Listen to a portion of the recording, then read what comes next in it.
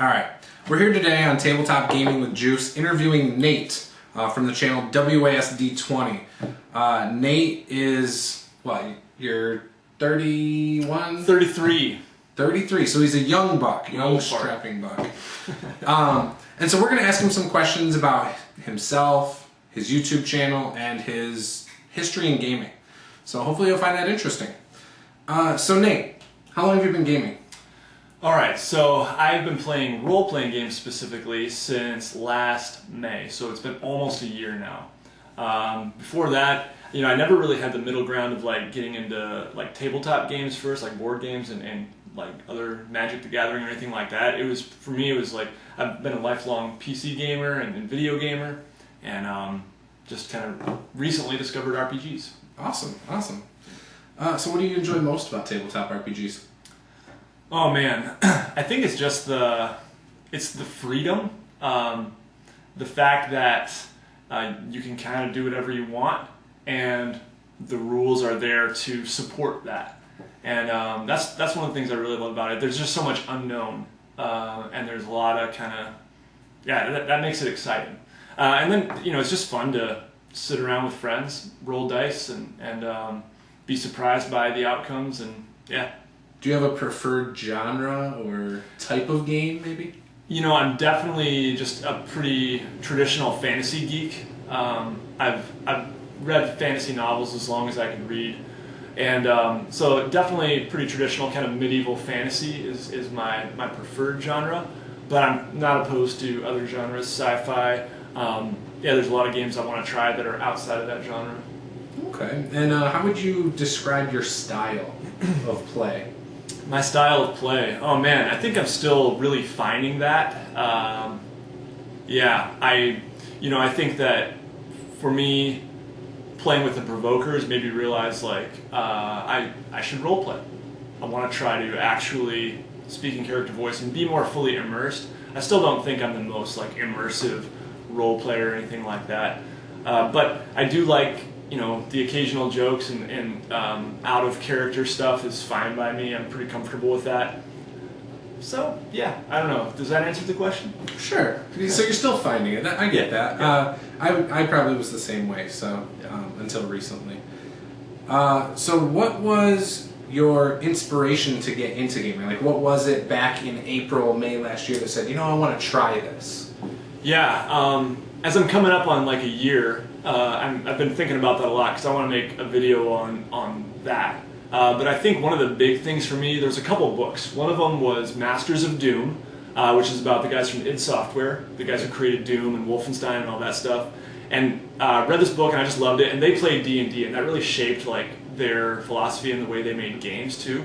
And a lot of their ideas show up in the games. The other book was Ready Player One, which is a pretty cool novel that's just full of like nerd culture stuff, including D&D stuff, and that really kind of pushed me over the edge and thinking, I gotta try this. I've been thinking about it for years. Okay. So what was the first step when you read this in these books that made, like, did you go to YouTube? Did you look up blogs?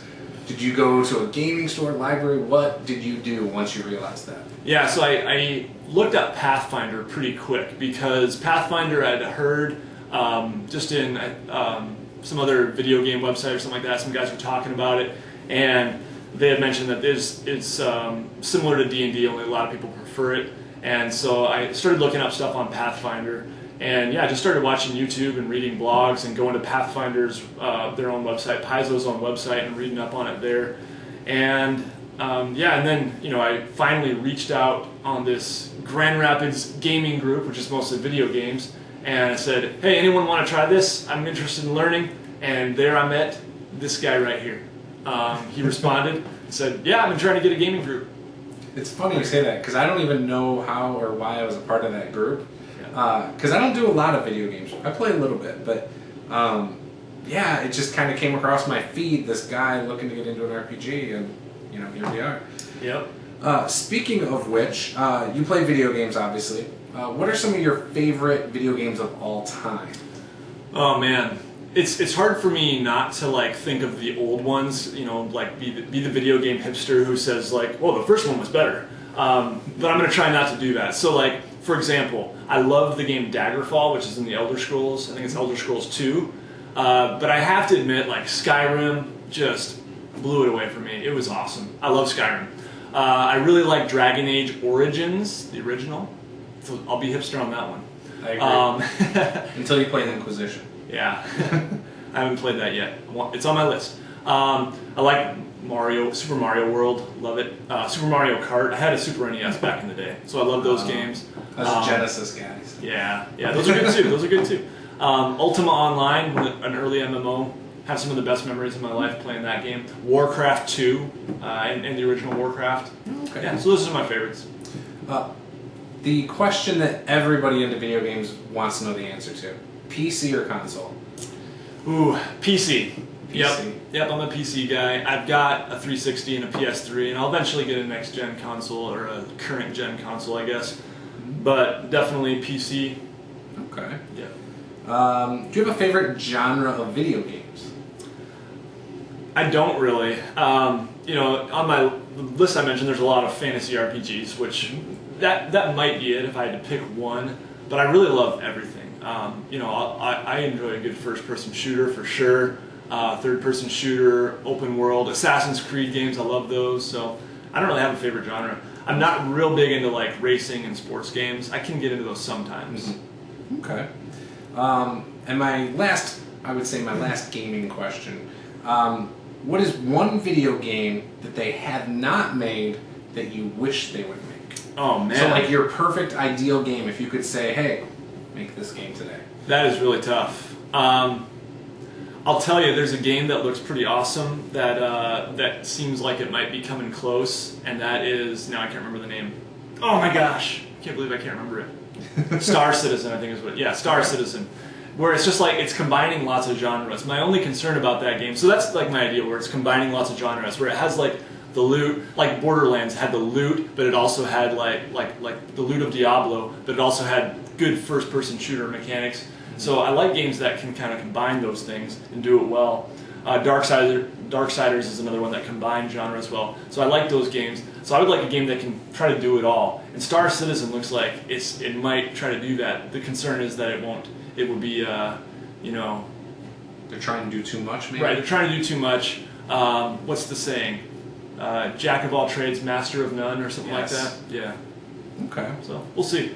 We're on to our next section. Yes. So this is YouTube-related questions. Whose YouTube channel inspired you the most when you were getting into doing YouTube? I would have to say, other than you, of course. Good answer. No, that is... so I knew Juce here, and then I found out he had a YouTube channel, and that really kind of inspired me to think like, wow, if he can do this, I can do this too. And yeah, so that was big for me. Awesome. And then I think, you know, there's been lots of others who have just inspired me, and I can't really pick a single one other than you as being like the initial inspiration. Awesome. Yeah. Well, thanks. I appreciate that. I did not know that. Well then, I'll skip to the next one. The next one was, whose channel inspires you the most now? Oh boy. It's okay if you don't tough. want to answer. Yeah, I mean, I've become good friends with Matt Click, and his channel is just like top notch. So A Fistful of Dice is good. I really like. There's a couple of mini painters that I like. The Painting Clinic. His stuff is great, and Mini Wargamer J or something like that. His stuff is great too. But yeah, there's so many. Awesome. When you began your channel, what did you anticipate your channel being about at that time? So initially it was going to be pretty evenly split between PC games and role-playing games, but I kind of had a feeling that I was going to get to the role-playing game stuff more because that was new to me, and because it's hard to get into the video game stuff on YouTube to like break in, because there's just so many people doing it. Right. So initially I thought it would be pretty evenly split. I still am planning to do PC game stuff here and there, and I have, but for the most part, it's become more role-playing game stuff. I think it helps too that our community, it's like we all know each other. Exactly. Whereas with the game, because video games are so huge, it's kind of hard to get to know the people in the community because there's just so many people. Right, it's a struggle to get like one comment on a Let's Play video, right. You know, because there's just there's no sense of community. Whereas with us, we all watch each other's videos on the brigade and on the one-shot group, so it's good. Yeah, definitely. How has your channel changed since then? Which you kind of answered.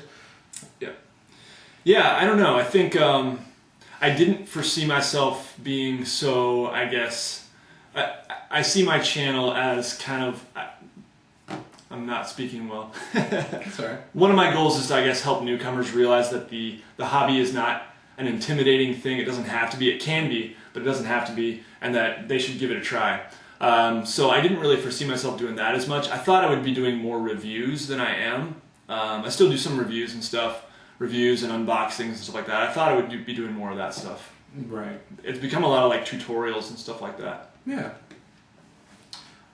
Do you feel that you have grown as a YouTube content creator, and how have you grown? Yeah, I mean, I think I have. I think I still have work to do. I think, for example, it's like saying a lot, and just little things like that are things that I want to work on, like becoming a better presenter. Right. So that's something that I want to improve, but I definitely have grown in my knowledge of how to edit video, which I really had no clue about. I just kind of learned on the fly, and that's been a lot of fun. I really enjoy that part of it. Interesting. What do your friends and family think of your YouTube channel? My wife is not really a big fan of it. She's just like, whatever. Yep. And my family, like, I think I might have showed them like one video and they don't even really know, like my extended family, like my mom and stuff. You know, I've told them like, yeah, I've got a YouTube channel. Hey, I have 1,000 subscribers. And they're like, oh, that's great. And, you know, yep. I just told my mom about it. She's like, really? That's a lot of people. Yep. That's funny. Yep. Have you told any of your friends who aren't into gaming about it? Not really. Like, yeah, I guess I've told some of my coworkers that, like, oh, I kind of do this YouTube channel thing quite a bit, and I spend a lot of time on it. And they said, oh, that's cool. And that's pretty much it. They haven't, like, asked for... There's no interest from them to check it out? Give me the link. No, right. Not really. Interesting. Yeah. Do you have any future goals for your YouTube channel? Maybe subscription numbers, maybe it's, you know, one video getting 500,000 views. I mean, any goals whatsoever?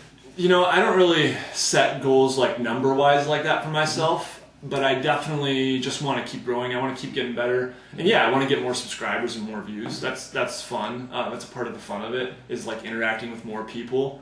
But I think I just want to keep getting, you know, better at editing video, better at presenting, learn more techniques. I want to grow my website. That's something that I'm pretty new with and I'm working on now as well. WASD20.net. Check it out. Go do it. I encourage you. It's very good.